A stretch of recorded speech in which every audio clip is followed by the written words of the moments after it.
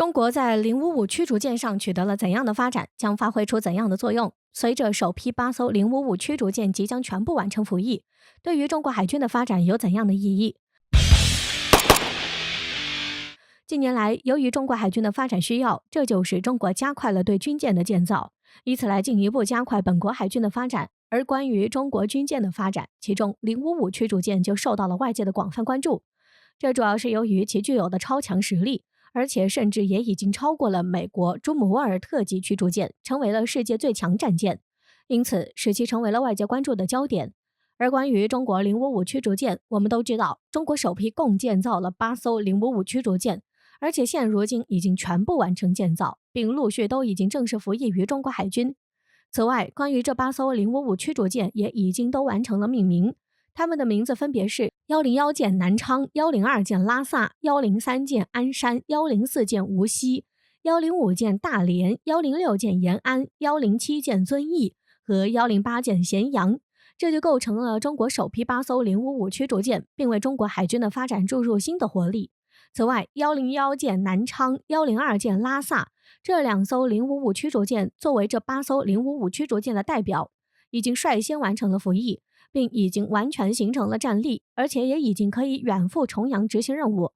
对此，有分析人士指出，这是他们为后续055驱逐舰极快实现战力做出了很好的示范作用。这也将加快后续055驱逐舰实现战力，发挥出巨大的威力，取得最好的作战效果，有着极其巨大的促进作用。然而，关于中国055驱逐舰最新的发展，也有了最新的消息。据消息称，中国055驱逐舰首批8艘中国的最后一艘055驱逐舰108咸阳舰，在近期也已经被曝光。有网友发出了其最新的照片，其作为当前055驱逐舰家族中唯一一艘未服役的万吨大舰，因此受到了外界的广泛关注，并且一度成为了外界关注的焦点。这主要是由于其作为首批055驱逐舰中的最后一艘，因此其只要正式服役，这也标志着中国首批055驱逐舰的建造工作取得了圆满的成功，并且也有着极其巨大的收获。因此，其正式服役对于中国海军的发展来说，有着极其深远的促进意义。此外，据报道称，近日亮相的055驱逐舰108咸阳舰，其在经历了历时近2年的西装、海试和子系统测试后，现在的咸阳舰正停泊在某地港口之中，等待正式入役海军的仪式。并且从网友发出的照片，我们隐约从中看出，从照片中108咸阳舰挂上了彩旗，侧面也贴好了标语条幅，因此可以说108咸阳舰将很可能在7月之前正式入役，正式加入中国海军序列，为中国海军的发展做出巨大贡献。值得一提的是，随着108咸阳舰即将入役中国海军，这代表着中国首批8艘055驱逐舰已经全部入役。从第1艘055驱逐舰入役海军到第8艘，仅仅用时3年，这也极大凸显出了中国速度，也让世界再一次见证了中国速度。这样快的速度，在世界上也绝对是首屈一指的，就连强大的美国都没有做到这一点。因此，从这里可以看出，中国海军所具有的超强实力，在世界上也是处于绝对领先地位的。这对于中国海军的发展来说，也有着极其重要的促进作用。不过，关于中国055驱逐舰，中国之所以加快对其的研制，主要也是看到了其对于中国海军发展的重要性，并且也是由于其具有的超强战斗力，这对于中国海军的发展来说，也有着极其重要的促进作用，并且也将发挥出更加巨大的威力，从而进一步加快助力中国海军的发展。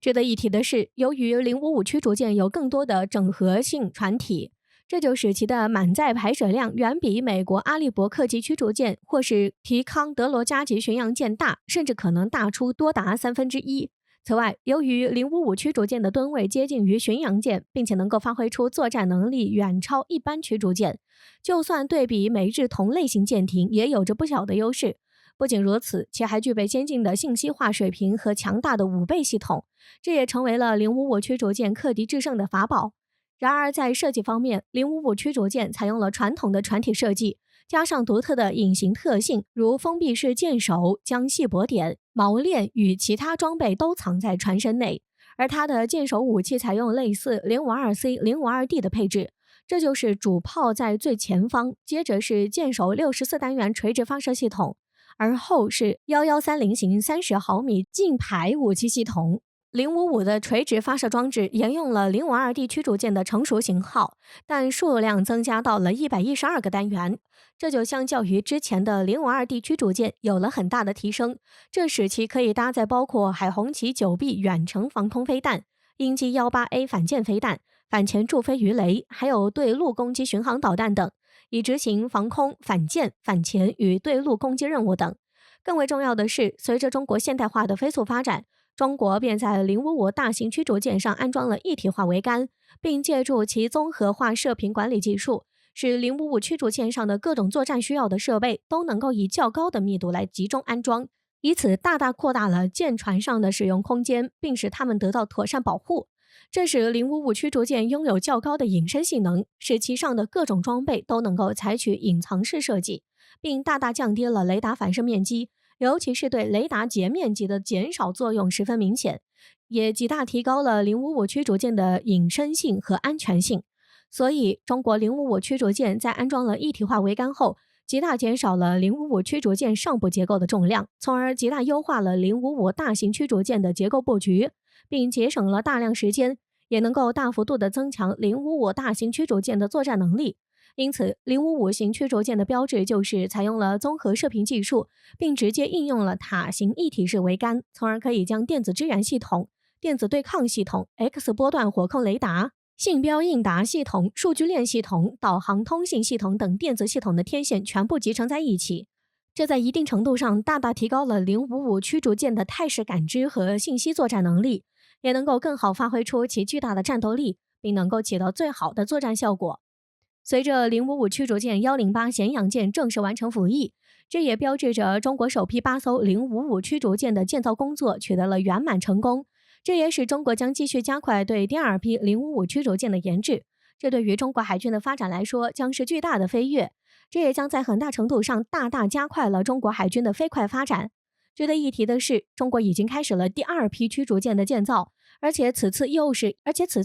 一口气直接建造8艘。并且相较于第一批，中国将会对其的动力系统和武器系统进行全方面的升级，